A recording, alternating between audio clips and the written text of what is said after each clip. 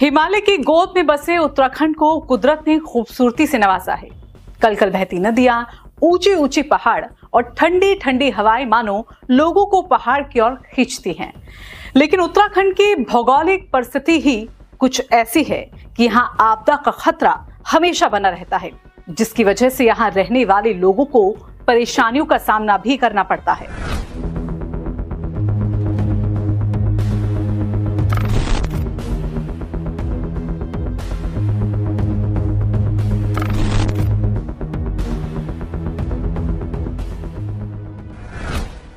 Monsoon season में उत्तराखंड के अलग अलग इलाकों की तस्वीरों को आपने देखा होगा।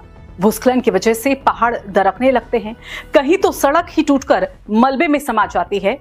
वहीं गर्मियों की बात करें तो गर्मियों के मौसम में उत्तराखंड के जंगल आग से धधकते हैं। अगर वैज्ञानिकों की माने तो जंगलों में लगी ये आग आपदा को न्योता दे रही है। जंगलों में लगी आग दे रही है आपदा को दावत। जलते जंगलों से बढ़ेगा भूस्खलन का खतरा। तेजी से पिघलने लगते हैं ग्लेशियर। आपदा से बचना है तो जंगलों को आग से बचाओ।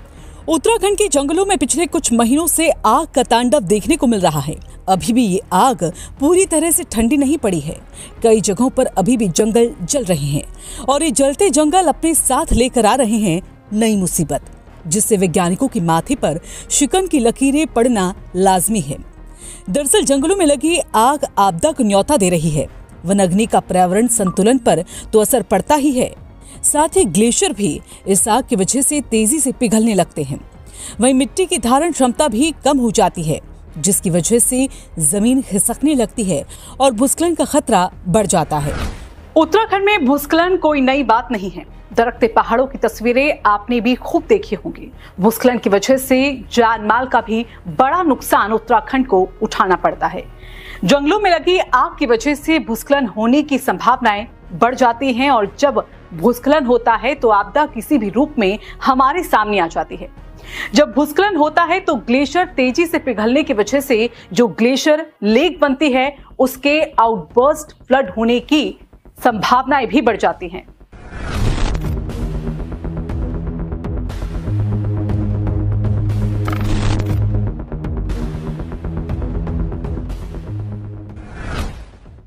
इसके अलावा जंगलों में आग लगने के बाद हर तरफ केवल राख ही राख नजर आती है और ये राख सूरज की गर्मी को सोखती है, जिसके चलते आसपास का पूरा इलाका और हवा गर्म हो जाती है। तपिश बढ़ने से ग्लेशियर और बर्फ तेजी से पिघलने लगते हैं, जिससे कि ग्लेशियर लेक्स बनती हैं और जो उत्तराखंड में जल प्रलय ला सकती हैं। इसके अलावा भी कई ऐसे खतरे हैं जिनसे बचने के लिए जंगलों में लगी आग पर अंकुश लगाना बेहद जरूरी है। जंगलों में आग लगने के बाद राख और तमाम पार्टिकल्स हवा में मिल जाते हैं और जब इंसान ऐसी हवा में सांस लेता है तो उसके बीमार होने का खतरा भी बढ़ जाता है। लोगों में सांस से जुड़ी हुई बीमारियों का खतरा बढ़ जाता है। वहीं आग लगने से मिट्टी की गुणवत्ता पर भी बुरा असर पड़ता है। अगर मानसून सीजन में ज्यादा बारिश हो जाए तो जंगलों में लगी आग की वजह से कम हुई धारण क्षमता के कारण जमीन पानी को सोखने में अक्षम हो जाती है तो दरकने लगती है, जिससे ऐसे इलाकों में भूस्खलन का खतरा बढ़ जाता है।